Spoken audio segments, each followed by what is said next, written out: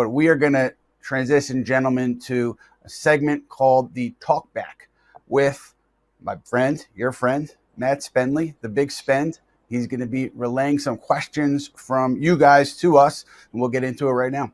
What's up, guys? How we doing today? CP, want to start right with you, man. So Luke on YouTube, the front office knew what they wanted the offense to look like when they traded for Cat. They have to be annoyed at what Tibbs has them doing. So let's get specific, because I know you mentioned also about Brunson in the fourth, not loving his process, the amount of touches Cat had in the second half. What needs to change for game three? Let's assume the Knicks and Pistons are in another kind of rock fight at the end of the game and the offense is coming down to it. What do you need to see from Brunson and Cat and the rest of the offense? Starts with the ball movement. They've got to move the ball and trust one another and stop trying to win the game one possession in one possession. Stop forcing the issue. They have to be aggressive. And one of the things with Cat, one of the things with Jalen Brunson right now is, I don't know if it's the ankle or just the athleticism of the Pistons, he's not getting that separation off the starting block. So he has to use a lot of his pivots. He has to use a lot of his pump fakes. And look, that's going to take a lot of energy out of you. For me, dump it down on Karl Anthony Towns.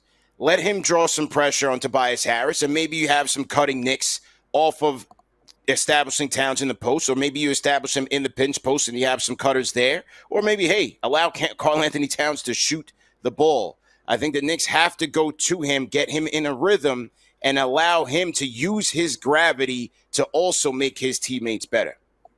It really felt like, too, they did not get him the ball on the low block either. Sometimes with your big man, it's get him close to the paint, close to the rim, and let him go to work.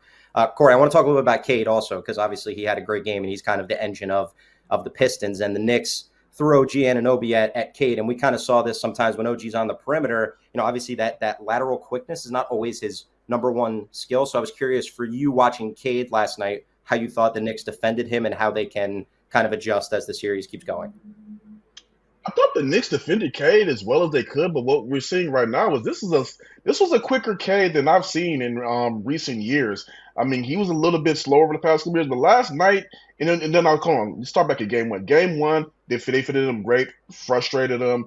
I think I don't want to say the moment got a little bit too big for him, but it's playoff basketball. First playoff game, probably had some jitters. We all know how Tom Thibodeau is, so they did a great job on him. But I believe when I heard him say after that game that it was fun, I'm like, okay, maybe he's probably about to get a little bit more loose in game two. He kind of like, so okay, this is what playoff basketball is. Now I can kind of, free myself up a little bit. And we saw that in game two. You're just seeing a top-notch player and an all-NBA type talent coming to his own, and he's playing quicker than he's ever been. He's in the best shape that he's been in since being in the league, played the most games that he's played since being in the league, and he just gave the Knicks that work.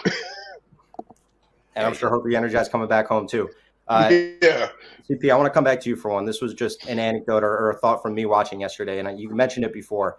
The officiating was obviously a big conversation, but I thought how Brunson and Hart specifically kind of reacted to that. Brunson celebrating when Thompson fouled out. I know that he's done that six fingers thing in the regular season too, where he's excited to foul a guy out, but it felt a little bit, I think at times, and this is just my opinion, like he was looking for contact to make a point versus kind of focusing on pushing the offense forward. So I'm curious for you watching how the officiating impacted the game and knowing it's the playoffs, it's going to be officiated different, how you think they can be better for the rest of the series.